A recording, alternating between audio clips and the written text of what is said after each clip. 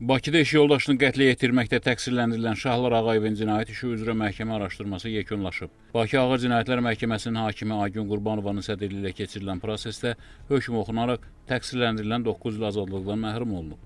Xatırladaq ki, ötən prosesdə dövlət ittihamçısı Şahlar Əliyevin 12 il azadlıqdan məhrum olunmasını məhkəməyə təklif etmişdi.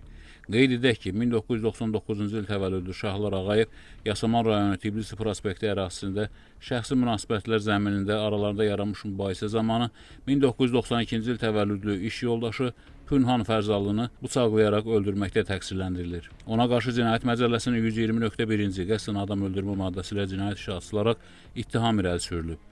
Onu da qeyd edək ki, hər iki şəxs Bakıdakı tanınmış çörək zavodlarından birinin işçiləri olub.